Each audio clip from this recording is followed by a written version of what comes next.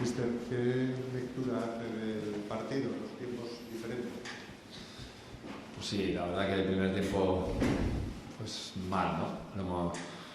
Lo hemos hecho mal, no hemos entrado bien y ellos, es verdad que se ganan 2-0 con dos goles de balón parado, pero en ningún momento, quitando una volea de Orozco en el 30 y algo, no hemos estado cómodos. Ellos, ya te digo, han tenido 3 claras de balón parado y han metido 2.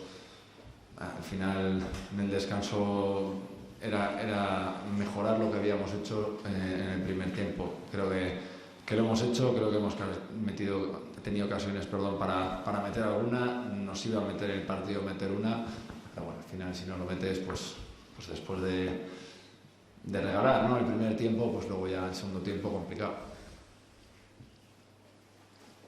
¿Nos apuntamos por ahí?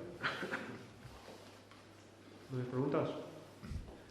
Eskatu gizupe balorazio bat euskaraz?